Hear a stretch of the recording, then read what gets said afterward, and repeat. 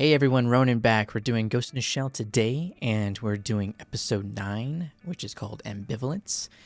And we had a cool episode last week, and it basically, I think it's Goda again, but I think they leaked falsified information around about a subject that Section 9 was trying to apprehend that was connected to the individual 11 and a different group.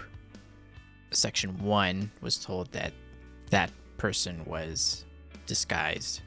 He was actually a hitman that was disguised as their subject, which was not true.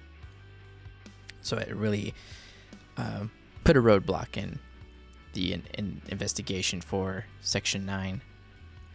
But it did kind of open up a little bit of a different motive in the episode to kind of explain a bit more about the world of Ghost in the Shell, which they were talking about food, and Bato and Togasa had a conversation about there's food for cyborgs and then there's regular food, but just because people get cyberized and then they eat, food for cyborgs, it doesn't mean that they don't crave food that they used to eat. And that was kind of an interesting idea. And it's interesting that that's always going to be like a thought in the back of your mind if you're cyberized, for the rest of your life, that you're just going to be missing stuff like that. And food is like a big deal for people too. Some people like literally base their lives off of it. People that are chefs and things like that. Can you imagine being a chef and then you have to be cyberized and then you can no longer really like experience food the same way again? Though I guess that could be interesting because then maybe you could be a chef for cyborgs, and then maybe you can push the limits of food in that area too.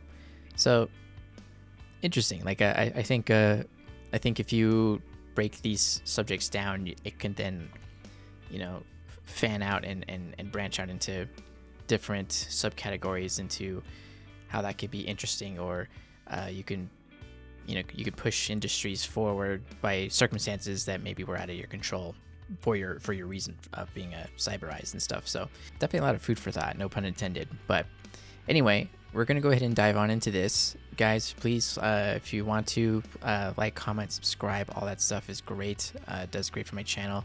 And thank you to my patrons who have been sticking with me on my Patreon. And we're about to be diving into some new shows, or a show rather. We're going to be doing Violet Evergarden soon, and I'm looking forward to watching that. And also, if you're into that, I also have a Discord server that you can dive on into. The link is in the description below, so if you want to join it, it's fine. It's free to join. I do also have some channels that are patron only, so there are some benefits to that. But anyway, I'm going to go ahead and dive on into this. What was that guy reading? We've got an intruder? Virus intrusion. That's dope. Conflict with antibodies. Enemy probes have breached. Nice little callback to the first Ghost in the Shell movie. I always loved that imagery, like the fingers splitting apart and typing like crazy. Who the hell are these cyber pirates? Number 1 defense line is 60% eliminated. Request backup from... There's our clue right there. Tachikoma's up to no good. Oh shit. That would be really scary. Damn, too late. I mean, the fact that stuff like this actually happens, or has happened, man. Oh, it was filled with names. The same, all right. No doubt about it. A suicide bomber, huh? Yeah, using plastic explosives with nails and screws crammed into it. Man. The reason they're doing this is probably to get a reaction of maximum fear, that's what I think. They want maximum fear? We kind of had a little bit of a conversation on this, actually. Like, I was questioning, not questioning, but just, I guess, I was interested in the idea of committing an act like this, and you could clearly just get away with it and do it, but I guess that would really be from the mindset of someone that just wants to watch the world burn, more or less. But if you're trying to get a message across and get something changed, then yes, you would claim responsibility and say, this is our group or organization. We want this to happen, and this is going to keep happening until we get what we want. So it makes sense. By the way, where's the major at a time like this? She says she's conducting a top-secret dive investigation. Top secret? You know it's serious if she keeps it from everybody. I'll admit that the refugee issue is a powder keg ready to blow, and it probably will someday. And the fact that the individualists are resorting to such extreme measures might be because the future political situation of this government appears so uncertain. Damn. It could have been refugees. I missed that. Get information on the suspects in both last week's bombings in Fukuoka and the suicide bombings over the past few hours. It's cool that they can ask Aramaki to do something like that, and he'll do it. They're suicide bombers. They have no reason to keep on living because they've lost all hope, so they resort to acts of desperation. That makes sense. Refugees might have a mentality of being like, yeah, we're fucked anyway, so we might as well blow ourselves up. It's a pretty good motive. Chief, I don't think you had to put those bars down. And Jesus Christ, Major. Don't do anything flashy. I'll try. Well, I'll exercise self-restraint anyway. She's probably walking in there and hacking people as she's walking in. Deploying in level 1. Ah, so it's a diversion.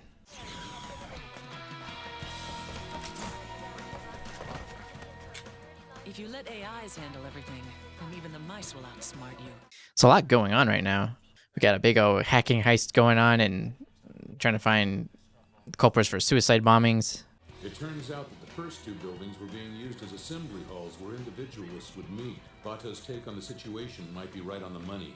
I like that throughout these episodes, like they're making a point of showing that Section 9 is low on manpower. So they're constantly showing them doing multiple things at the same time that have they're connected, but they're not the same events, you know. So they're actually physically being spread thin. So it's reasonably safe to assume the refugee powder keg has now been lit. The whole idea of killing yourself to make a point is something I simply don't get. It's completely crazy. These are bombings by serial suicide, meaning they occur in the order of the bomber's willingness to die. Let's hope that these freaks are growing reluctant so we can gain some time before the next one. Good little powwow, but not sure if we figured anything out.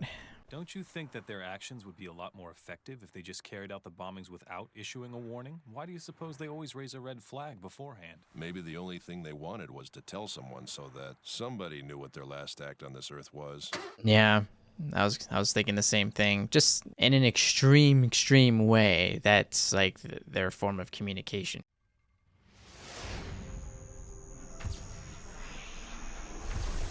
I love seeing like the visual of like what the net looks like and how you travel through it. Have all attack barrier variants standing by. It's like they all have like superpowers and jutsu and whatnot. Go to high combat alert using 8 arrays. I can't be cool. I just thought of something which was just her terminology of weapons and abilities in this world. It's like a whole different, it's like literally a different terminology for things. You know, to be in the physical world and talk about, okay, we want these guns, these weapons pointing at this, attack that. We would understand that for the most part, but in here, different language, different terminology, different battleground, different world. And like Major knows both sides of the spectrum. No, it's nothing. Goda suspects. Goda's too damn smart. So this is the Decatong here I've heard so much about. After 2 great wars, this country once again rose to prominence as an economic superpower, thanks to the radioactivity scrubber technology for which I acted as producer. This is an interesting camera angle. That society didn't place any concrete value on a paper pusher, a man who was all talk? I didn't mean that in a weird way, the camera angle thing. I just thought the idea for them to keep him so far away. I call it acts of creation by the name of consumption. It sounds like a conclusion that would be reached by someone who's barricaded himself in the net. You're referring to a standalone complex, I believe. My contributions to society hadn't been recognized. The reason I wasn't given the kudos I deserved from the system was due to the mental disposition I'd been born with. In other words, you had an inferiority complex. It's interesting that this version of him is spilling the beans. Were you aware that the ghost whose existence is paradoxically proven by the physical body assumes the appearance of that body? My body underwent a transformation, and my ghost unexpectedly changed as well. A man who stumbled upon a revolution. I too was given a mission. That mission became my newly found purpose in life. I was to rebuild the system known as the state. Was he alluding to his ghost assuming the form of his now disfigured physical form? And making yourself out to be a hero in the process? I realize what my role is, and it's to be the producer of that hero. Yeah, so he's a big-time orchestrator. I'd like to know who this hero is that you say you're producing for society. Oh, we know. Is it the individual 11?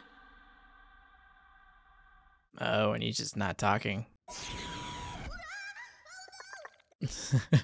Contact security. It appears we've got a cyber pirate incursion. You're trying to manipulate and direct the thinking of the general public by setting up the refugees to be an imaginary enemy of the state, an easy target. The end justifies the means, as they say. This theory applies equally to terrorists and democratic nations. Unfortunately. I heard you.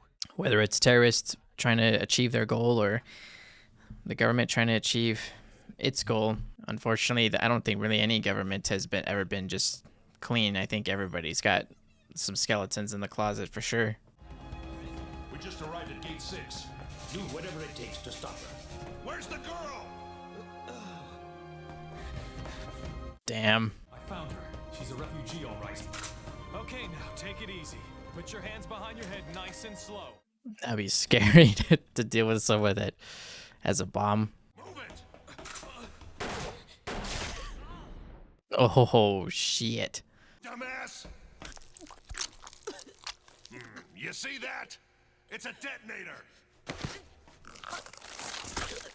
Just straight the fuck up.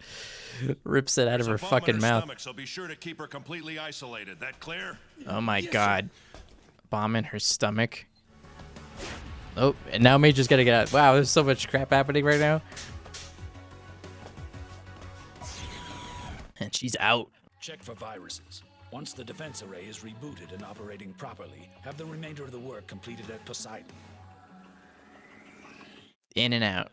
There's every likelihood that the Individual 11 is a group of individualists produced by Goda, and their objective is a refugee uprising. Okay, so we know an individual 11 In the wins column so far. completely The cycle of made up hatred by that Goda. has in mind. I mean, they're Definitely real, but starting. he started it. Yeah, so wow, we got a lot of good information. That finally felt like a win for Section 9. It seemed like they've always been on the receiving end with Goda. He's always been like one step ahead, but now they finally took the offensive and got some information on him and what he was trying to do, or what he is trying to do. You know, yeah, on the surface level, Major was right that he had like an inferiority complex. Goda did. You know, now he wants to do something that's a bit more grandiose and wants to be recognized for his contributions. And so in his own weird, twisted way, I guess he's kind of trying to like help the refugees. You know, am I looking at that wrong? Am I not looking deep enough into it? Because I mean, but it sounds like he's going through it through like in an extremist kind of way. He did mention, you know, the ends justify the means and things like that, and you know and then he said whether it means via terrorist groups or democratic governments. But yeah, so he's definitely orchestrating things in a big way. It's almost kind of like an Inception kind of thing. You know, it kind of feels like that a little bit, because it's like he's putting pieces together, and he's not necessarily like just going off and like telling these people, hey, you need to do this, you need to do that. It's like he's planting ideas into people's minds, and then they're enacting out like a script or a play that he's orchestrating. That's what it feels a bit more like to me. He's going a bit more about it, a bit more roundabout. But maybe that's so that he doesn't get connected to these things, so that he can just get away with it instead of just that. Maybe that's why, so that then they can connect things to him if he just straight up tells people that, hey, you should do this, assuming they do what he says. But this way, it eliminates the the trail to him. But he's also so upfront with the information too. Major just asked him, and I mean, granted, it was like, you know, his personality construct that was left behind telling her all these things, And I guess technically she was hacking, so maybe it wasn't necessarily something that would normally give away all that. So I guess some credit needs to be given to the Major. Yeah, it's just interesting. Like, as I'm kind of breaking this down in my head, just like more things come up as I say it out loud. Then I'm like, oh well, maybe this. Oh well, maybe it's that. And that's the neat thing about this show. I can't really think of many shows that allow you to do that. You open up one door and then 2 more appear, or 3 more appear, or 4 more appear, and it's really interesting. And one thought that did come to mind during the episode, and I didn't want to interrupt the episode, but I do remember what that point was. Whenever the Major and Goda were talking, and we're kind of talking a bit philosophy, a bit, they were talking about some deep shit, and I was thinking about how if this would then be the way people who think deeply on these subject matters how they would talk, basically. Because yeah, you can get some people nowadays to talk like that, but it's about things that are a bit more tangible, things that we have access to now. But in a world where the majority of society has been cyberized, and we all now share those experiences of being cyberized to a certain extent, we then open up conversations that end up leading into this direction. And I think that's kind of part of like what's also brilliant about the show too, is that obviously that stuff, most of that stuff doesn't exist just yet now, but we've got a show here with dialogue that's diving straight into that and is talking about it in how I feel like is like in a real way, in a logical way as well. Yeah, again, I feel like I open up one door and then a couple more appear, and then it just the rabbit hole gets deeper and deeper and deeper. It's really fascinating just to sit there and just, even if you're talking to yourself about it, like as I am now, basically. Yeah, it's a rabbit hole a bit, but it at least leads to somewhere fun and interesting. I actually found this to be very entertaining, a nice little mental exercise for me as well. But that was really great. I really love all the information in this episode. That shit with Bato is great too. Him taking the fucking bomb out of that chick's mouth, and fucking awesome. But anyway, that's it for me, guys. I'll end it here and I'll move on to the next episode. But yeah, thanks for watching, and I'll see you guys later.